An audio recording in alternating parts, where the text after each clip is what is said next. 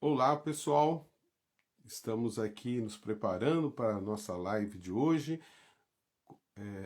iniciando, né, a série sobre os 7 pecados capitais. Boa noite aqui para quem está chegando aí. Boa noite, o Benjamin, grande Benjamin, diretor das escolas de teologia, né? Lá na paróquia São Bento, amigão. Obrigado, Benjamin. Elisa, amiga, muito obrigado por você estar com a gente aqui. Logo mais, na próxima semana, é a Elisa Maria. Gilberto, valeu, Gilberto. Obrigado, meu irmão. Eu estou tentando aqui acenar para vocês aqui. Dirce, que maravilha. Seja bem-vinda. Chegou o Marquinho aqui. Deixa eu ver se eu consigo mandar o convite para ele aqui.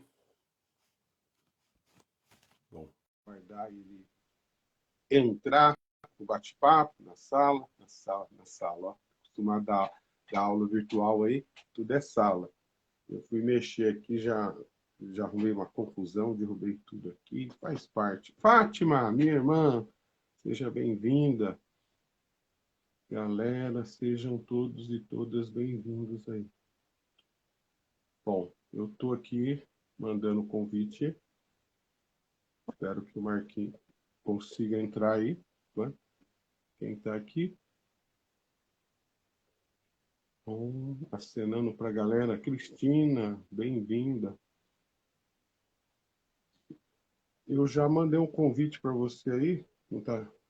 Vou tentar de novo, Marquinhos.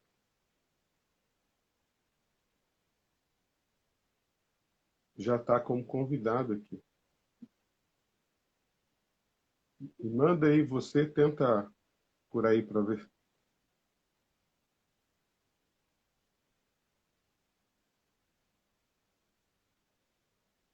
Dulce.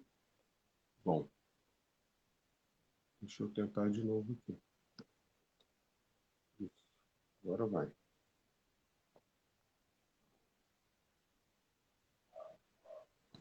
Maravilha. Ah, Opa, agora sim, agora sim. não sei o que aconteceu aí, não. Não, também não Tudo sei. jóia? Tudo bem, Márcio? Preparado aí para o bate-papo de hoje? Vamos conversar o que a gente consegue aí, né? Tieco chegando aí, boa noite, Tieco, Ivani, pessoal que está entrando aí. Tá sem som? Tá sem som aí, Marquinhos? Como que você tá Pra ouvindo aí? mim tá chegando normal o som aqui. É, porque eu tô usando aberto, né? Sem o foninho, da outra vez deu problema. Bom, Vilma, Fátima, agora é outra Fátima, né? Seja bem-vinda Olá, aqui. pessoal. Boa noite para todas e todos. Muito boa noite. Então, hoje, para quem acompanhou, né, a semana retrasada, né, a gente teve que dar um salto. Retrasada não, acho que já faz mais tempo, né? Faz E, tempo. e a gente está iniciando, na verdade, agora, né, os 7 pecados. A gente fez uma introdução geral, né, falando um pouco aí para preparar o caminho para conversar sobre cada um dos pecados aí, à luz da psicanálise, então, essa relação. E hoje, então, a gente começa com o primeiro pecado, né? O Marquinho vai falar sobre o primeiro pecado, né, Marquinho? Vou Que falar sobre o meu pecado. vai falar sobre pecado e um assunto interessante, né? Que é o que abre, né? Digamos, a porteira. Falo porteira, né? Para o pessoal mineiro entender. Brincadeira, mas é o próprio nome aí dos capitais, de cabeça, né? Que vem daquele Uhum. que dá o tom, né? Que é tipo na máfia italiana, no livro lá, né? O autor fala Uhum. sobre isso. Ele usa a expressão, né? Que é ligada aos chefões da máfia, né? Que é aquele que conduz os outros. Então você vai Uhum. conversar agora o que vai arrastar os outros pecados na garupa, né? Como diz o povo. Ah, Então, esse deve ser o que vai despertar mais interesse, talvez, né? Para preparar essa caminhada, porque tudo a partir dele aí, né? Então eu uhum. vou colocar aqui deles, né? Porque são todos pecados capitais, mas ele abre a lista, Uhum. né? Eu vou complementar, né? Quem está chegando agora, já avisando que às vezes eu me perco um pouco aqui, tá, gente? Então, mas eu estou de olho, podem colocar perguntas aí, eu vou procurar anotar e vou entregar a palavra aí, né, para o professor Marcos. Ele vai desenvolver toda a temática e quando estiver chegando perto aí do final, eu entro para ver se tem alguma pergunta. Acho que é melhor ir por aí. A gente deixa assim, se couber ali, a gente escolhe algumas questões, o pessoal colocar, e aí eu passo a palavra para o Marcos responder, falar aí sobre as questões e a gente encerra. Então, aí você pode trabalhar de forma bem tranquila aí. Pode ser assim? Então, olha, tranquilo, tranquilo. O Andrei, o Gerrão entrou aqui. Gerrão. Quem mais? Bom, galera, agradeço aí a presença. Nós temos já 20 pessoas na sala. Eu acho que dá para a gente Uhum. já ir iniciando o nosso bate-papo. Então, eu passo a palavra aí para o professor Marcos. Então, tá bom. Então, quero saudar todos e todas que estão aqui nessa sala, nesse momento, nessa conversa que a gente vai ter. É um tema bastante interessante, obviamente, e tão interessante que vocês vieram escutar, né, ver o que a gente tem para falar a esse respeito. Deixando sempre claro que o que nós estamos conversando aqui tem como base o livro, né, do psicólogo Castilho, Os Sete Pecados à Luz da Psicanálise, Sete Pecados Capitais à luz da psicanálise. Tá? O Márcio, você controla o tempo aí, tá? Eu vou tentar não... É porque como é muito conteúdo, às vezes quer falar de tudo, acaba não falando nada. Então, eu vou tentar, de algum modo, colocar alguns pontos só, e desses pontos a gente pode conversar, discutir, provocar, e deixar sempre essa ideia, né, de que as pessoas procurem a obra, leiam a obra, que a obra realmente traz com mais detalhes e com mais profundidade o que nós vamos tratar aqui de maneira panorâmica, né, de maneira não simplória, mas de maneira mais simples, né, porque é o objetivo da live. Tá? Então, assim, retomando um pouco, né, o Márcio colocou essa proposta que ele teve, que colocou também, semeou no meu coração e no coração de outros, e que bastante interessante. Nós começamos no último encontro que tivemos falando sobre o pecado e o sofrimento psíquico, né? E aí nós começamos a falar sobre os sete pecados capitais, falando um pouco da história, como surge essa ideia de pecados capitais, falando que Evagrio Pontico, lá, um daqueles padres ou monges do cristianismo primitivo, ele vivia a sua busca, a sua relação com Deus, buscava intimidade com Deus, e ele percebia que algumas coisas externas a ele, algumas paixões o afligia, de modo que essas paixões dificultavam ou de algum modo atrapalhavam a sua relação com Deus. Então ele deu o nome de paixões, né? Paixões. Depois de um tempo, a igreja foi aceitando isso, foi colocando isso e espalhando esse pensamento para a igreja como um todo, até chegar no momento onde Santo Tomás ele desenvolve a teoria de pecados capitais. Aí ficou os sete pecados capitais, um paralelo com os sete dons do Espírito, como se os dons do Espírito confrontassem, né, os pecados capitais. E por que são chamados assim de pecados capitais, como o Márcio falou? Capital porque deles decorre os outros. Capital porque é desses pecados que todos os outros vão surgindo, segundo o pensamento de Santo Tomás e assim por diante. Então, assim, o que nós colocamos na última aula, e vale a pena resgatar, que no princípio não havia essa ideia moral, né? Dizendo assim, olha, se eu não cumprir, ou se eu viver, ou se eu praticar um dos sete pecados, eu estarei cometendo uma ofensa contra Deus, estarei, de algum modo, magoando a Deus. Não era isso que se pensou no começo. A ideia das paixões, que recebe os nomes de vaidade, luxúria, ira, enfim, eram situações onde o ser humano, onde o monge, onde o cristão, ele se via de algum modo experimentando dentro dele uma certa fragmentação, querendo fazer algo e às vezes não conseguindo. E nós até falamos um pouco, fazendo menção a Jung, a questão das sombras, essas realidades que estão presentes em nós. Não são coisas do demônio ou coisas nesse sentido. São realidades que estão presentes na nossa vida. São as sombras que nós possuímos, que todos nós possuímos. E que muitas vezes, se não olhado de frente, nos pega na curva, como diz assim, nos trai, né? E falamos sobre isso, e aí nós desenvolvemos a ideia de que, para além da questão moral, nós precisamos pensar os pecados capitais a partir da perspectiva da ética e da ética da alteridade, né? Ou seja, viver, pensar a questão do pecado, mas não como medo, mas como uma responsabilidade frente à vida. E só retomando mais um conteúdo, estou buscando lembrar aqui, buscar na memória, nós falamos que para a teologia, a busca por essa coisa que não sabemos o que é, mas que nos arrasta, que nos atrai, nós damos o nome de mistério. E a psicanálise, sobretudo lacaniana, dá o nome de real. Né? Essa coisa sem nome, essa coisa que não sabemos o que é, mas que nos chama, que nos convoca, que nos provoca o tempo todo para que a gente experimente. Em outras palavras, a questão do gozo. Né? Nós queremos o gozo, nós queremos a completude, nós queremos a realização plena.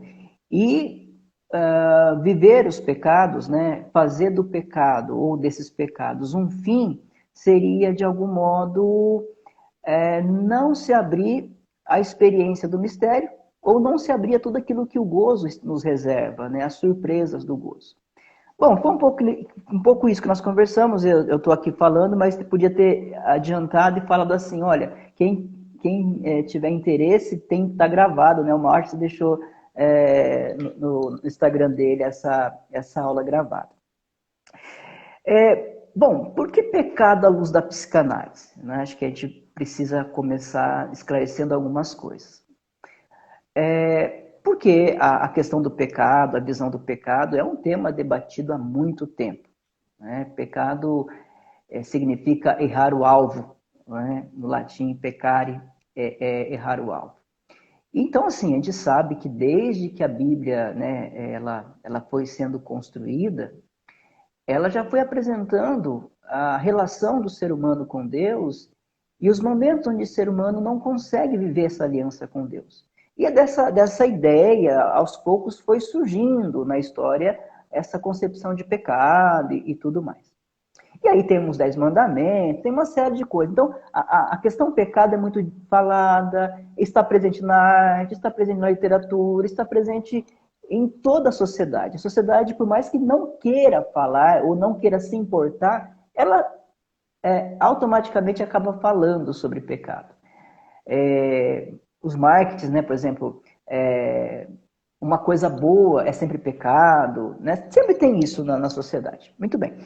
Então, eu quero falar assim, é a luz da psicanálise, porque a gente vai falar do pecado pensando o pecado visto por esse modo de ver a realidade que é a psicanálise. Aqui eu vou fazer uma distinção, acho que é importante, e talvez as pessoas que não são da área, talvez não consigam diferenciar o que é uma coisa e outra. Tudo que cuida da saúde mental, o que faz parte do cuidado da saúde mental, a gente tem aí a psiquiatria, temos a psicologia e temos a psicanálise, né? Que, embora todas estão voltadas para o ser humano, para o bem-estar do ser humano, voltado para a saúde mental, tem diferença, né? As coisas não são todas as mesmas. Por exemplo, psiquiatria, né? Para ser um psiquiatra, a pessoa precisa estudar, faz medicina, depois se especializa, quase 10 anos de estudos. E o que faz um psiquiatra? O psiquiatra, ele vai entender o ser humano ali, a questão psíquica, o sofrimento psíquico, é ele que vai dar diagnóstico, é ansiedade, é depressão, é pânico, é transtorno tal, é ele que dá o diagnóstico, né? E é ele que tem essa autorização de medicar o paciente. Quem faz isso é o psiquiatra. Tá? O psicólogo é aquele que vai tratar de maneira científica também do comportamento do ser humano, dos processos mentais, né? Procurando ver no ser humano aquilo que sofre, tentando e procurando com os seus métodos, com as suas abordagens, aliviar o sofrimento do ser humano, aliviar aquilo que causa dor, sofrimento e doença, né? Vamos dizer, não gosto da palavra doença, mas que causa um mal-estar e que faz com que o ser humano não viva tudo aquilo que ele pode viver se tem aí a sua saúde mental preservada, equilibrada e saudável, né? A psicanálise, né? E aí, claro, o psicólogo também ele não pode medicar ninguém, né? Ele trabalha junto com o psiquiatra, né? Tratando, cuidando dos transtornos, mas ele também não pode medicar ninguém. O psicanalista, outro detalhe, o psicólogo precisa estudar, fazer faculdade de 5 anos, se especializar e tudo mais. O psicanalista, ele não necessariamente precisa fazer uma faculdade, né? Mas nós temos psiquiatras que trabalham tendo a psicanálise como fundo para a sua ação. Temos psicólogos que também trabalham enquanto psicólogos e têm a abordagem psicanalítica como a sua teoria de fundo, né? A psicanálise é uma outra área. A psicanálise, a gente pode dizer assim, que ela procura analisar o ser humano a partir do seu inconsciente. A psicanálise trabalha o ser humano a partir do inconsciente. Enquanto a psicologia está preocupada com o consciente, enquanto a psiquiatria também com o consciente, a psicanálise é uma investigação do inconsciente, da história do ser humano, de tudo o que aconteceu nessa história que pode estar aí influenciando esse ser humano, que pode estar atrapalhando o ser humano a ter uma qualidade de vida, algumas coisas que ele não consegue, como diz assim, dar sentido. E aí, então, a gente vai entender de maneira bem sucinta, tá, gente? A psicanálise não é tão simples assim. Mas para que a gente possa entender que para ser um psicanalista também se estuda muito, né? Faz muita análise, supervisão, né? Mas que não necessariamente é necessário uma faculdade para isso. Mas é um campo do saber. A psicanálise é um campo do saber, um campo vasto. E quem é o pai da psicanálise é o Freud, né? Sempre falamos isso. O Freud é o pai da psicanálise. Ele que também trabalhava enquanto médico, percebeu em algumas situações o quê? Ele foi percebendo que algumas pessoas chegavam na clínica, ele enquanto médico, procurava de algum modo tratar aquilo, mas não conseguia observar nenhuma causa orgânica que desse justificativa para aquele sofrimento, que justificasse o sofrimento que a pessoa trazia. E aí ele, claro, através da hipnose e outras coisas mais, ele foi percebendo que há coisas, há realidades que não fazem parte do consciente, mas que são do inconsciente. E esse inconsciente, de algum modo, pode provocar, se não bem trabalhado, se não integrado, esse inconsciente pode provocar muito sofrimento. Porque o inconsciente, segundo Freud, ele está em nós, ele age em nós e nós não temos controle sobre ele, tá? Mas, enfim, só para que a gente faça a diferenciação entre uma coisa e outra. Eu acho que isso é importante para nós, tá? Falando ainda sobre a psicanálise, e eu acho que vale a pena entrar nisso, nós temos 3 feridas narcísicas na humanidade. 3 feridas narcísicas na humanidade. Ou seja, o que é ferida narcísica? O ser humano achou ou pensou que ele era o centro de tudo, a última bolacha do pacote, como as pessoas falam. E ali no começo do renascentismo, né, já começando a Idade Moderna, Copérnico, Galileu Galilei começaram a estudar e perceberam que a Terra não é o centro do universo. E aí já foi uma primeira ferida, uma primeira decepção do ser humano, achando que a Terra era o centro do universo, e não era, né? Nós saímos de um pensamento geocêntrico, né? A Terra como centro, para um pensamento heliocêntrico, né? Ou seja, tudo gira em torno do Sol. Passou um tempo, uma outra ferida surgiu, apareceu ou afetou o ser humano. O homem achava que ele, enquanto humano, era melhor do que todas as espécies. De que ele era diferente de todas as espécies, que também era o suprassumo da criação. E aí, a partir de Darwin, da teoria da evolução, foi se percebendo que o ser humano não diferencia em nada, não tem nenhuma diferença dos outros. seres. Também é um ser humano, também é resultado de um processo evolutivo. Óbvio que o ser humano tem a dimensão da consciência, mas ele faz parte de tudo isso também, né? Então é uma segunda ferida narcísica para a humanidade. O ser humano, então, que achava que era superior a todos, percebeu que ele é mais um dentro da evolução da espécie. A terceira ferida narcísica entra com a psicanálise. Por quê? Porque as pessoas pensavam que existia apenas o consciente. Tem até aquela frase de Descartes: penso, logo sou, logo existo. Depois vem Kant, né, com a crítica da razão pura, entendendo que há um mundo externo e um mundo interno, como se tivesse apenas duas realidades: o mundo interno e o mundo externo. Né? E aí o Freud, então, ele começa a perceber, claro, ele está embasado em outros, Schopenhauer e tantos outros, mas começa a perceber que além do mundo externo, do mundo interno, que seria a consciência, tem um outro universo, que é o inconsciente. E qual foi a tese de Freud? O ser humano não é dono da sua própria casa. Porque o ser humano acha que ele conhece tudo, ele compreende tudo e que ele pensa por si mesmo, ele age pela sua própria vontade, ele escolhe, ele faz, ele decide. E aí foi se percebendo que esse inconsciente, na verdade, que nos habita, ele dita as regras e nós não temos controle sobre isso. Quantas vezes você aqui já disse: eu vou fazer tal coisa, eu quero essa coisa, e a hora que você vê, você está fazendo coisas que você não queria, coisas que você falou: isso eu não faço, a partir de hoje não faço mais isso. Você se colocou, você se organizou, você se determinou, mas a hora que você mesmo notou, alguma coisa que parece que você não sabe de onde vem, toma a frente e age por você, ou age sobre você. Isso é o inconsciente. Que, claro, tem uma série de questões para falar do inconsciente. Aqui o tempo é brevíssimo, mas essa é a terceira ferida. O ser humano não é o dono da sua própria casa. Existe um outro que nos habita, que é esse inconsciente. E que, se não trabalhado, se não olhado, se não integrado, você vai ficar refém dele o tempo todo. Né? Enfim, eu não vou entrar aqui na explicação do inconsciente, do recalcado e tudo mais, porque aí vai longe. A questão é que foge um pouco daquilo que é a proposta para hoje, tá?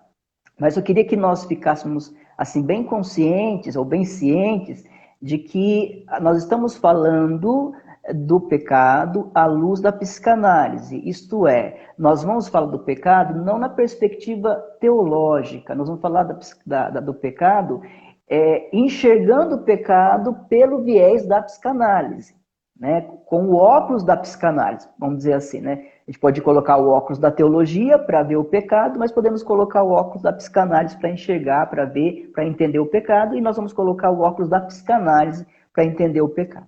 Tá? Eu não sou psicanalista, né? Não me intitulo, né?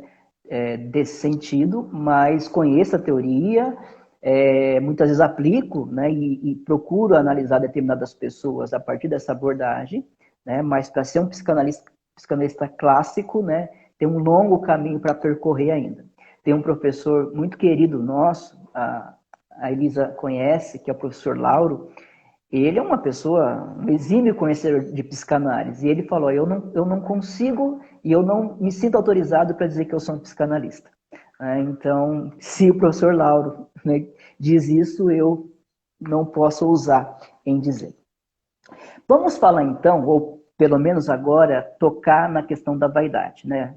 Feita essa introdução, falando a diferença entre psiquiatria, psicologia e psicanálise, falando dessas três feridas narcísicas e falando que na psicanálise é uma ideia de que existe um inconsciente, que esse inconsciente nos conduz, que esse inconsciente muitas vezes escolhe por nós ou toma frente das nossas decisões, né?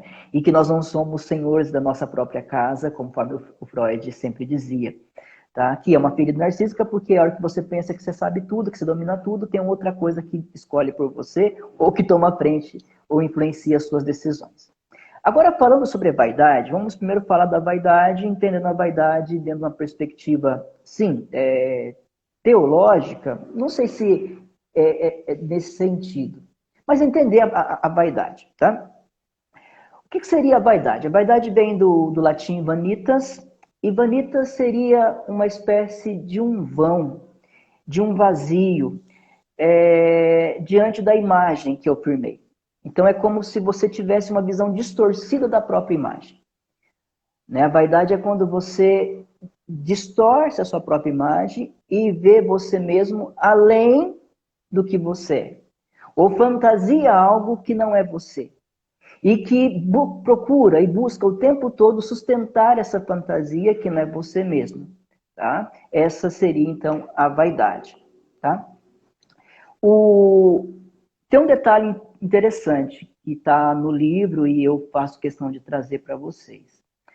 A pessoa que é vaidosa, ou que vive, ou que é afetada pela vaidade, que tem essa visão distorcida de si mesma, ela vive uma vida de muita instabilidade. Por quê?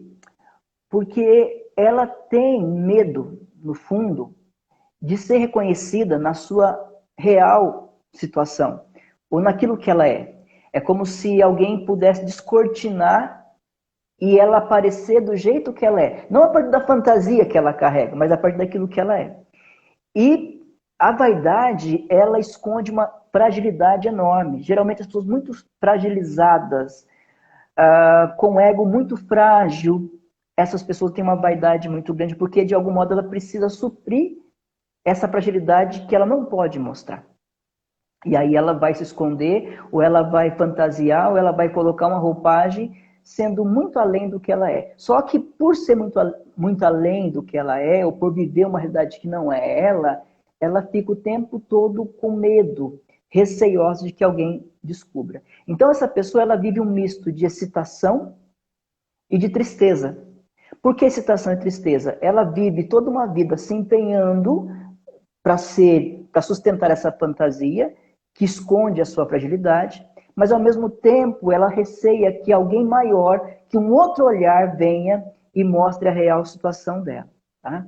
Então essa pessoa vaidosa, ela ao mesmo tempo que ela tem essa suposta grandeza, ela também está sujeita ao olhar do outro.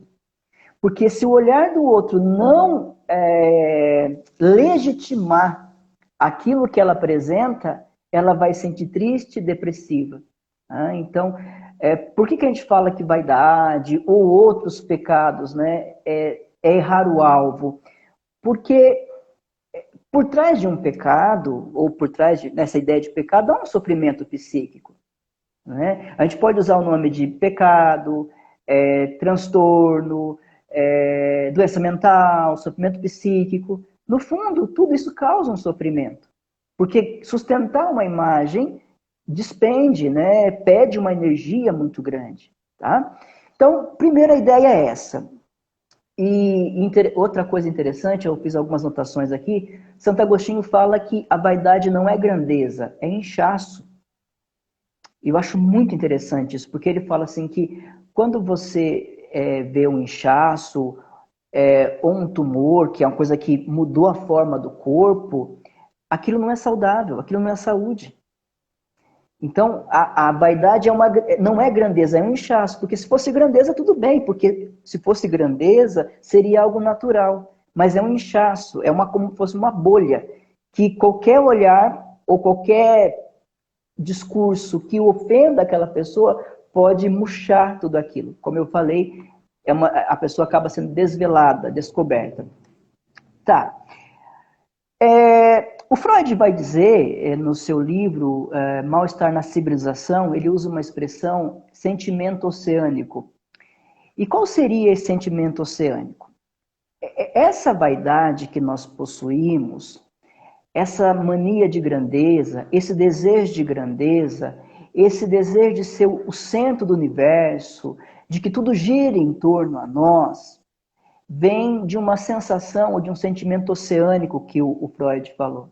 Ele diz que quando nós somos criança, e aí eu vou tentar falar um pouco sobre isso agora, quando nós somos criança, lá na nossa infância mais remota, lá nos primeiros dias, a gente não sabe diferenciar o que sou eu e o que é o mundo.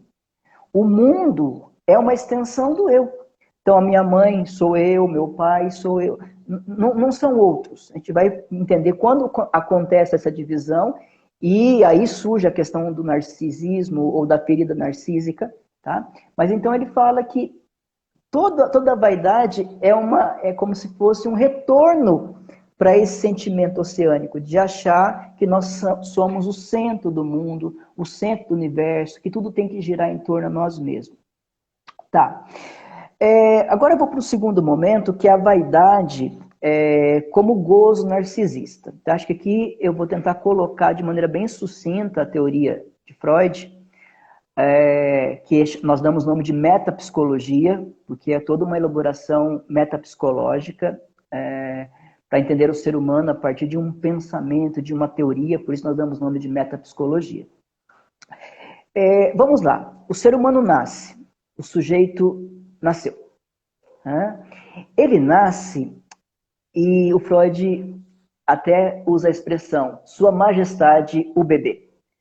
Por que Sua Majestade o bebê?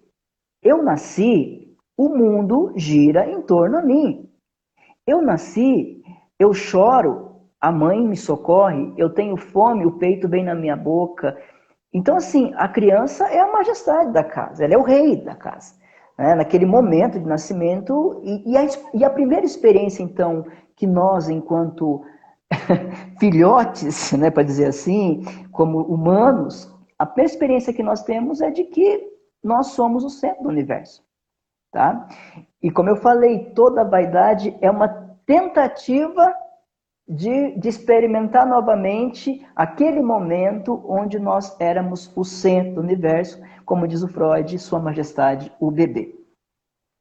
Acontece, porém, que com o tempo, esse corpo, que então era uma coisa só, o sentimento oceânico, tudo sou eu, o mundo sou eu, passa um tempo, eu começo a perceber, ou começo a ter em mim essa noção de que eu sou um e a minha mãe é outra.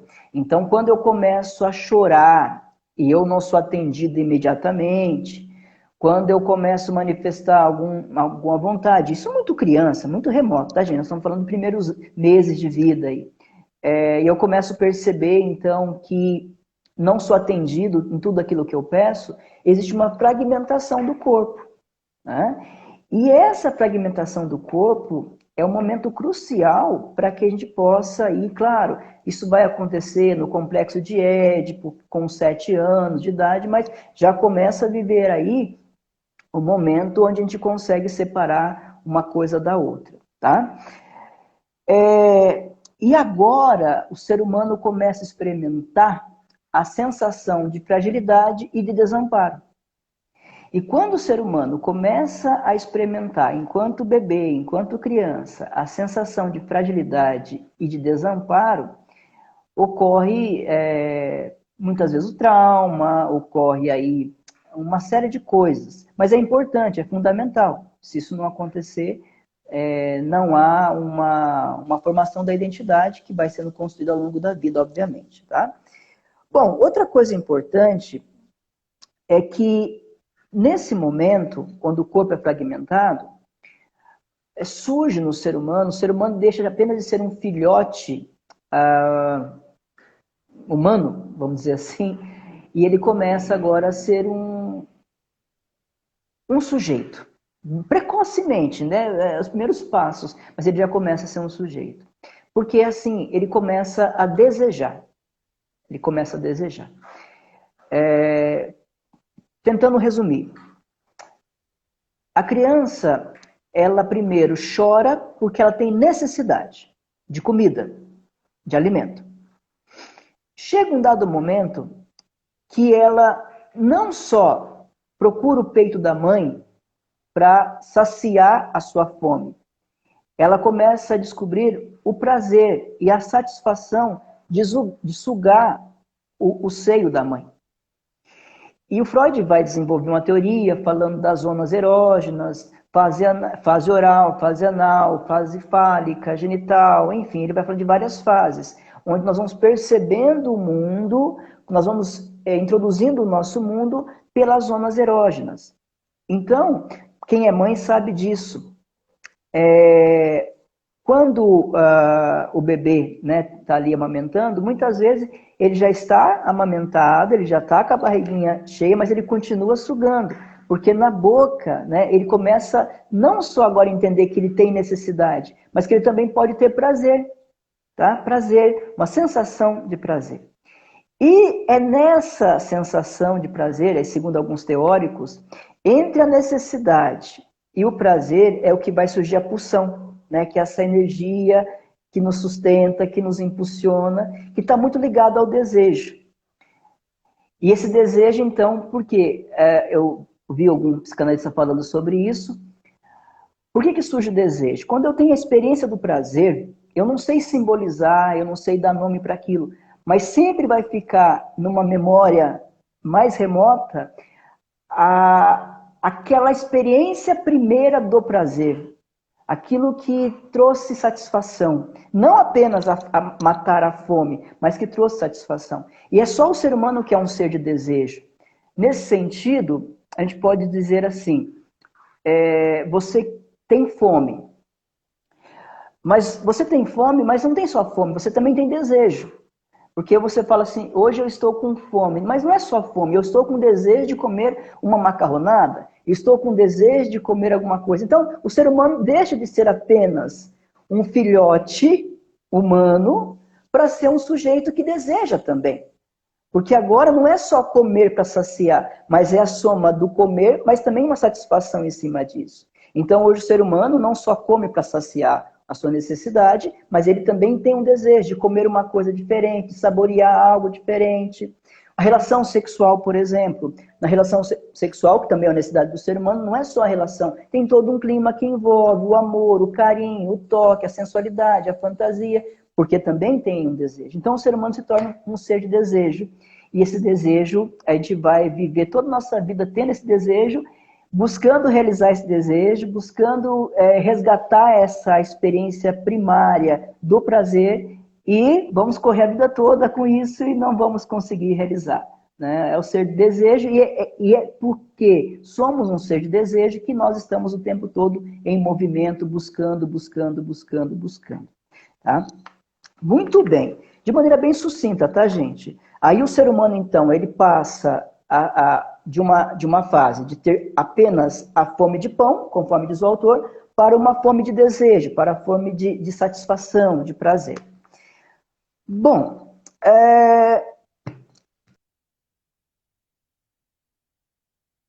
que é uma questão bem complexa, que é o narcisismo, né? Vamos pensar o mito de Narciso.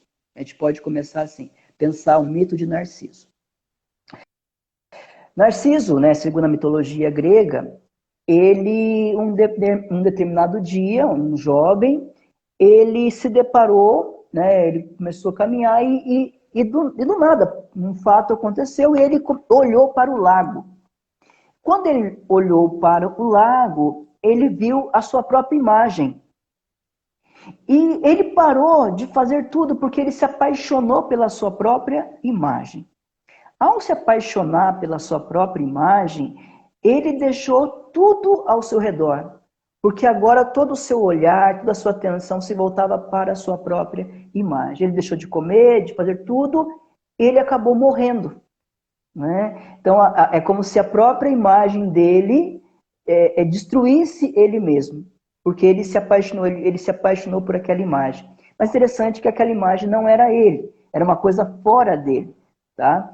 E é nesse sentido que a gente vai pensar agora um pouco a questão da vaidade, como sendo uma experiência narcísica. Tá? A vaidade como uma experiência narcísica. Márcio, você quer falar alguma coisa? Alguém quer comentar algo? Você está sem som, Márcio. Eu fechei. Agora sim. Ao redor. Aproveitar mais para comentar a galera que entrou depois aí, né? pegou aí o bate-papo já no meio do caminho aí. E avisar, deixar aí o toque que vai ficar gravado, né? Quem entrou depois, se quiser tomar desde o início, vai ficar gravado para poder assistir depois. E, bom, acho que você pode seguir aí. Enquanto não tem nenhuma questão aqui, né? Pelo menos eu não estou vendo aqui nenhuma questão. Tá. Não, eu falo porque o assunto é um pouco novo para muita gente. Alguns já conhecem a psicanálise, já estão envolvidos, então tranquilo, mas outros não conhecem, então assim, às vezes se torna um discurso um pouco pesado. Bom, vamos lá então. Vamos pensar, a partir do que o autor coloca, sobre a questão da nossa constituição enquanto sujeito. Então nós falamos que nós somos ali um filhote humano, depois nós experimentamos que nós não somos a majestade no centro do mundo, e aí então nós temos essa experiência da fome de pão para a fome de desejo, né? Quando nós começamos então a experimentar o desejo e buscamos então, e começamos a viver uma vida em busca dessa satisfação, desse desejo, né? Vou pegar a linha do livro, do autor falando aqui. Então, nós falamos sobre o mito de Narciso, né, que é esse momento onde ele se apaixona pela sua própria imagem, e essa própria paixão pela sua própria morte, ele para o mundo para se voltar a si mesmo, e isso acaba o matando, isso acaba causando causa sua própria morte. Quando a criança nasce, e aí ela nasceu, ela não entende como é uma coisa só no mundo, e aí então surge aí um terceiro, né, que diz, não, você não é o centro do mundo.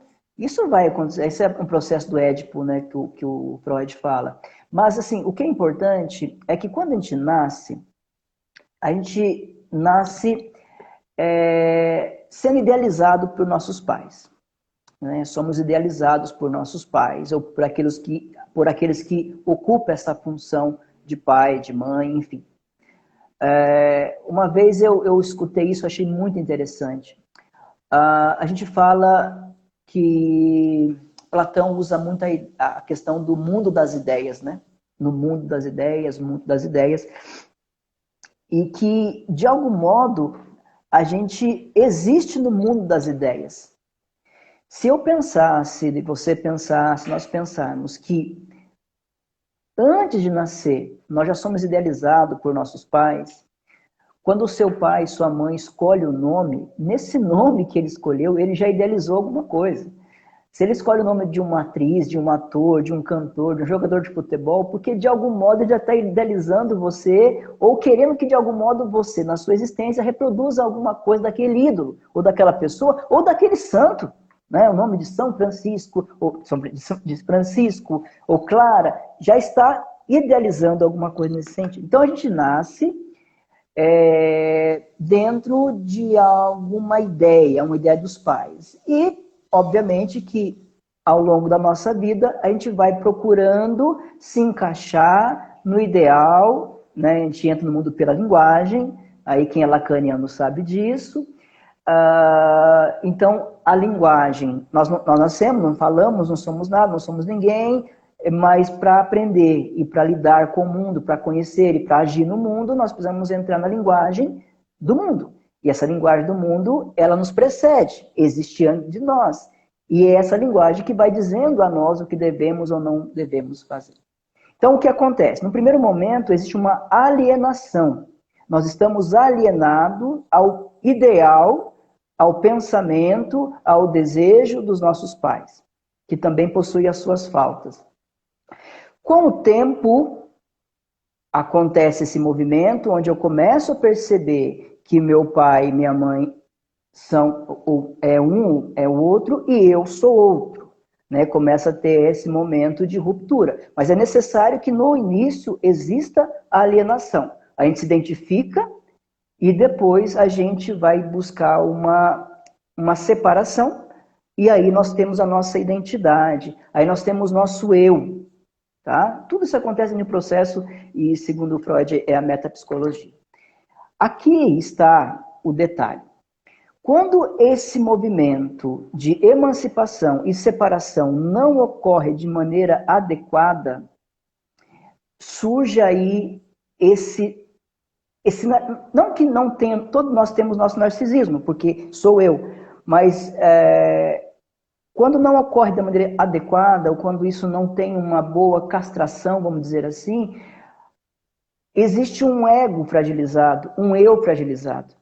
E quando existe esse eu fragilizado, esse eu, como eu disse no começo, né, todo vaidoso, no fundo, esconde uma fragilidade, ele vai procurar suprir essa fragilidade do seu eu através de um narcisismo, aí sim, um narcisismo exacerbado.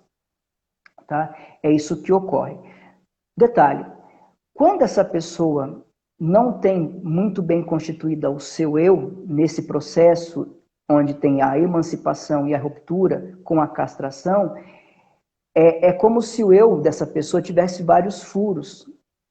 E ela não consegue sustentar o eu dela. Então ela precisa da legitimação de um outro. E esse outro pode ser um namorado, pode ser um animal de estimação, pode ser o seu status social, pode ser uma militância política. Ele precisa de um lugar que o ampare, porque ele não consegue se sustentar, ele não tem ali um ego, ele tem um ego fragilizado nesse sentido. Tá? Então é um pouco do que o autor fala, Márcio. Eu estou só trazendo aqui um pouco do que o autor fala. Tá? E agora, como essa pessoa que não tem muito bem feito ou vivido essa castração e não tem o seu ego forte, vamos colocar assim, ele vai ficar o tempo todo fragilizado e para suprir essa fragilidade, ele vai buscar essa coisa da grandeza e tudo mais. Nós temos dentro da... Pensando no sofrimento psíquico... Só para lembrar, a gente tem 12 minutos, tá? Quanto? 12 minutos. 12 minutos. Então, vamos tentar já encerrar. O que eu... Não, mas é para saber que tem 12 minutos. Não, eu tenho que trabalhar logo, porque eu queria trabalhar o que essa vaidade... porque acaba causando sofrimento. Como pecar é errar o alvo, uma pessoa que vive a vaidade, ela acaba sofrendo com isso. Então, assim, nós temos a megalomania, né, que é essa mania de grandeza, né? Esse ser maior que todo mundo, quer ser melhor, quer ser maior, quer ser isso, e ele busca isso de maneira maníaca, né? É uma mania no caso aí. Tem a mitomania, que é a pessoa que mente conscientemente, mas para sustentar uma grandeza. E aí nós podemos pensar na autoestima. Porque o que seria autoestima? Porque a gente pode confundir. Então eu sou vaidoso, como é que eu vou diferenciar a vaidade de uma autoestima? Porque a vaidade seria isso, né? A megalomania, a mitomania. E a autoestima, como é que fica? A autoestima, se a gente for pensar dentro de um pensamento bíblico, é amar o outro como a si mesmo. Seria assim, ama o teu próximo como a si mesmo. Você tem um amor por si, você reconhece o seu valor, você reconhece as suas virtudes, tem um autoconhecimento, sabe também das suas limitações. Mas quando você começa a ter um amor próprio, você não precisa ficar correndo atrás de fantasias para ser aceito no mundo, a partir da vaidade. Então você tem sim aí uma procura de um autoconhecimento, descobrindo, vivenciando, experimentando aquilo que você tem de valor, aquilo que você tem de grandeza, aquilo que você tem de verdade, e aí é você mesmo, estima por você mesmo, um amor por você mesmo, de modo que você vai amar as pessoas como você se ama, mas sem ficar correndo atrás, ou sem ficar vivendo uma vida doentia dentro de uma dinâmica de vaidade. É nesse sentido. O autor ele fala sobre sofrimento psíquico hoje, e ele traz, Márcio, uma ideia que eu acho bastante importante, por isso que vale a pena ler o livro, porque é um capítulo bastante interessante. Ele vai dizer que, com a Segunda Guerra Mundial, o ser humano, e com tudo que veio após a Segunda Guerra Mundial, a tecnologia, a questão da globalização, mudou muito o nosso modo de lidar com o tempo e com o espaço. né? Ele fala sobre isso e várias mudanças aconteceram nesse sentido. E o que ele coloca é que o ser humano hoje, é difícil porque tem muita coisa para falar, mas tentando resumir aqui. O Freud escreveu um livro chamado Mal-Estar na Civilização. Vou tentar resumir nesse sentido. Nesse livro chamado Mal-Estar na Civilização, o Freud fala o seguinte: olha, a castração é o que permite a civilização. Ou seja, eu não posso fazer tudo o que eu quero. Se todo mundo fosse vivenciar tudo aquilo que quer, seria uma anarquia, não teria civilização. Então é preciso a ordem, é preciso a lei, é preciso a castração para que exista a sociedade. Daí que ele vai desenvolver a ideia de ego, de ego e superego. Mas eu não vou aprofundar, talvez os outros que virão nas outras lives falarão sobre isso. O que é importante entender é que, numa época onde o complexo de Édipo, que é esse complexo da castração, era a chave para a organização da sociedade, o ser humano ele não tinha muita liberdade. Porque ele não podia fazer o que queria. Tinha muitas regras. Aí você tinha as instituições políticas, religiosas que determinavam o que você tem que fazer. Então você não tinha muita liberdade para escolher o que fazer ou não fazer. Você entrava na instituição religiosa, familiar, política, e você estava ali sujeito àquela ordem, àquela lei. De um modo, isso causava sofrimento porque muita coisa que você queria fazer tinha que ser reprimida. E causava aí as histerias e os processos aí, as neuroses e tudo mais. Por outro lado, você tinha a segurança. A segurança da instituição que te protegia.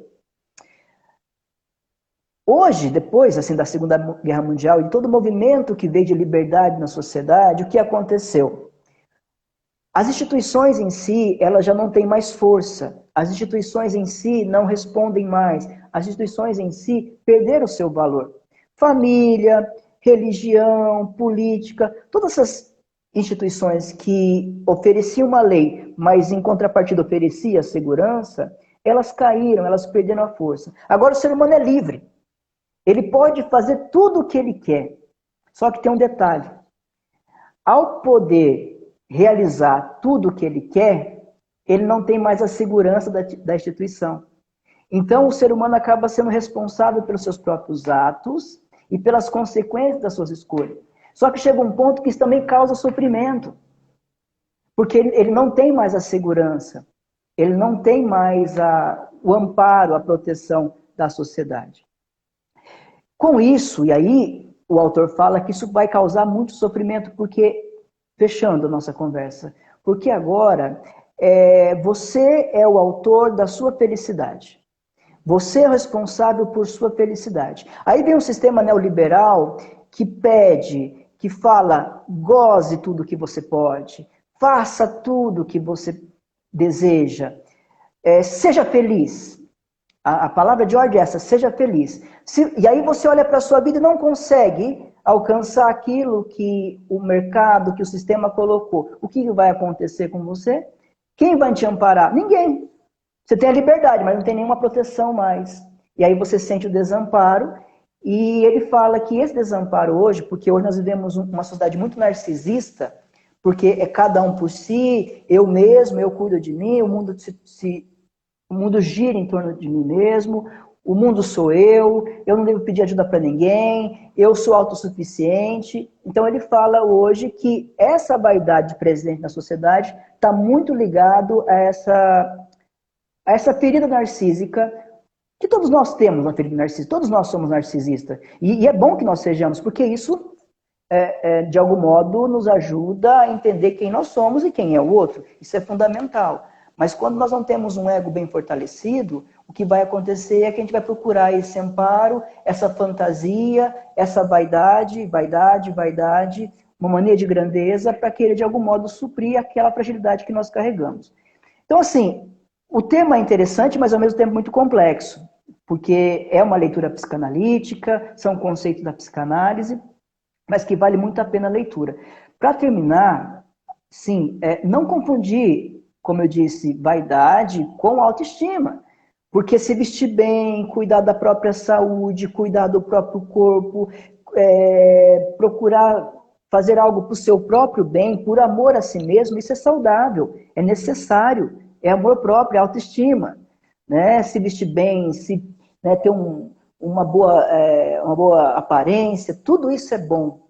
A vaidade seria esse excesso, essa coisa do inchaço, que você procura apresentar algo que você não é, para sustentar uma imagem, para que você fuja, para que você não olhe e para que ninguém veja a sua fragilidade. Márcio, seria isso, cara. Seria isso.